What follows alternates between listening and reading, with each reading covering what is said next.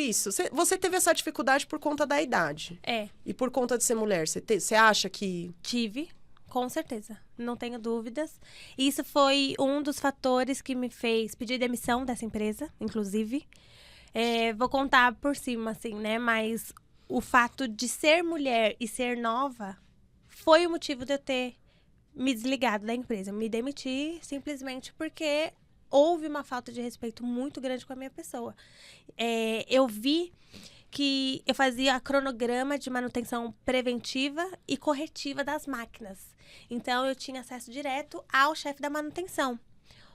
O chefe da manutenção era novo também, né? Ele tinha seus 20 e poucos anos. Então, a gente se dava muito bem. Então, a gente tinha um sincronismo na hora de trabalhar.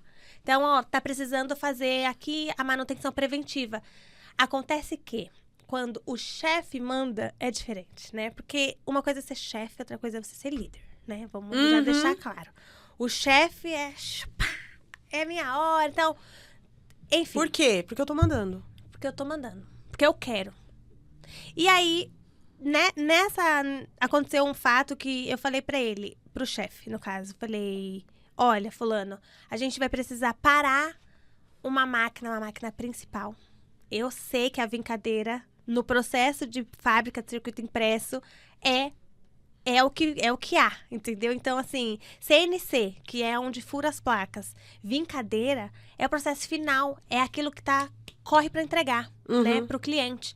E eu falei, vai precisar parar. A gente vai ter que fazer uma manutenção preventiva nessa máquina. A gente precisa colocar óleo, a gente precisa lubrificar a máquina para poder rodar. Porque vai vir uma produção muito grande aqui e a gente vai precisar entregar rápido.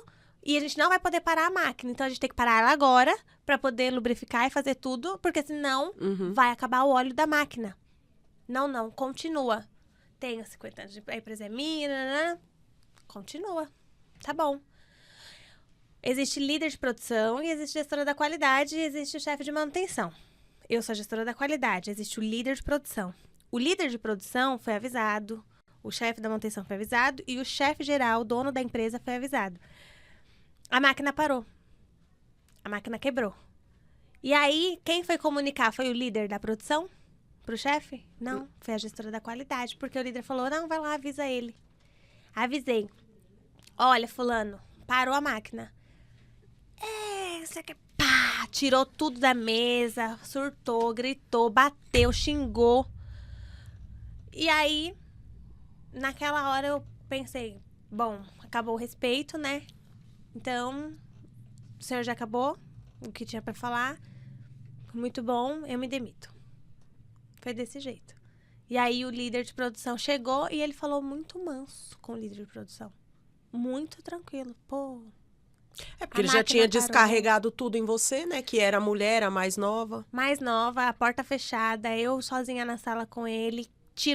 Colocou todas as coisas que estavam em cima da mesa no chão. Então, assim, foi uma cena bem que me deixou angustiada. Sabe aquele nó na garganta? Eu tava quase pra chorar. Não faz essa cara de sonsa, não, Marina.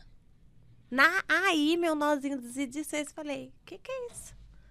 Não, minha mãe não me trata assim, meus irmãos não me tratam assim, ninguém me trata assim. O que tá acontecendo aqui?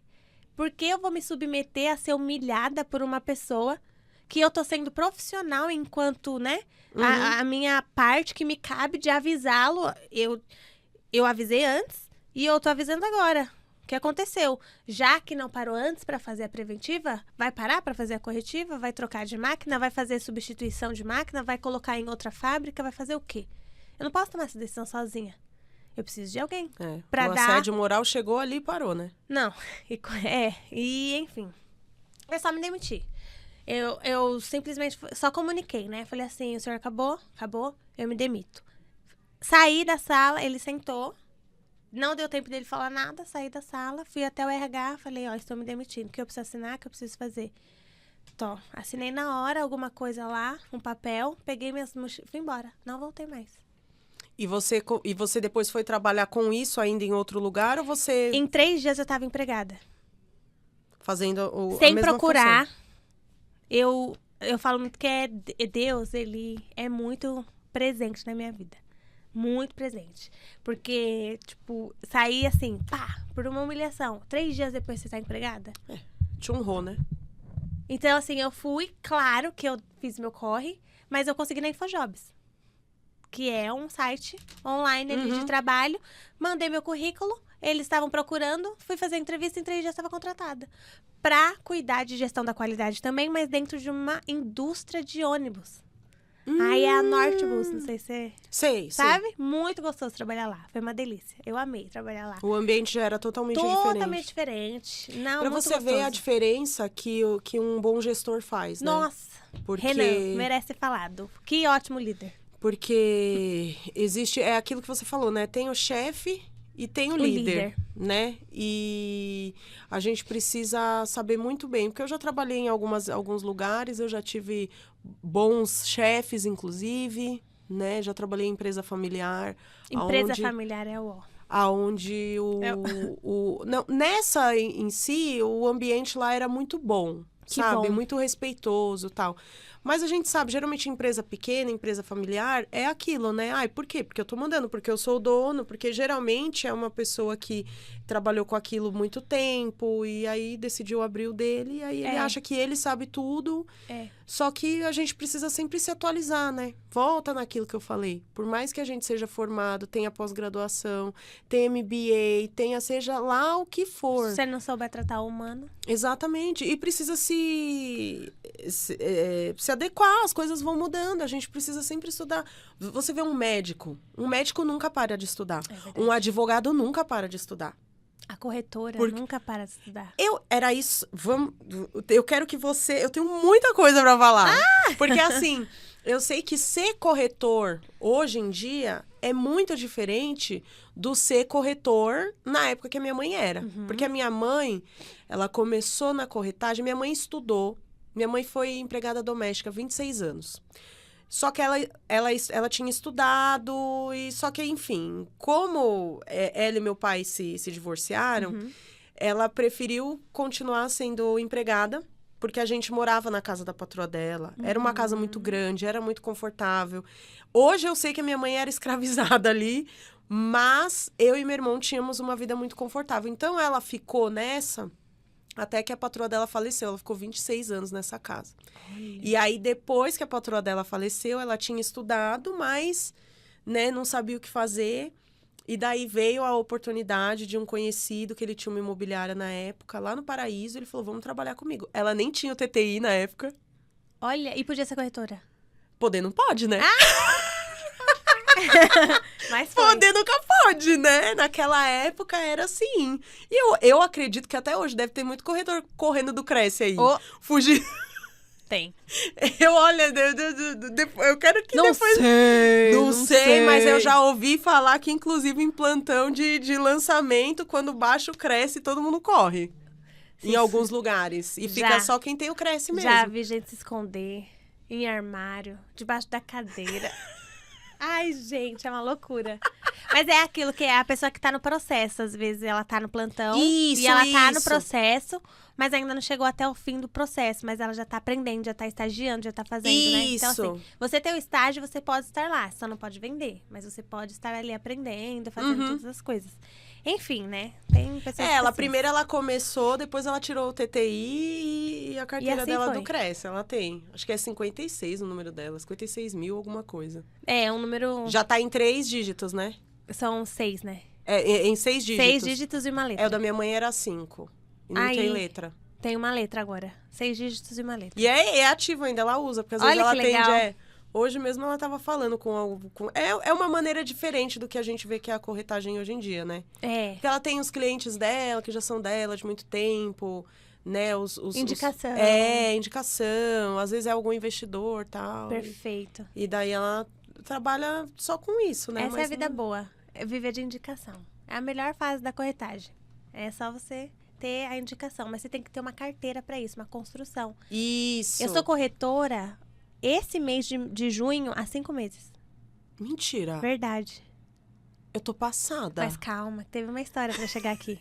Então, você continuou trabalhando com qualidade. Eu quero saber como que você cheguei na corretagem. Foi assim. E aí, eu trabalhei na Nortebus por 2 anos. e alguns...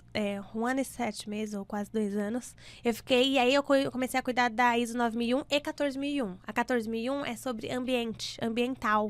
Então, tem que ensinar como descarte o lixo, pipiporró. Nossa. Fazer treinamento, amava.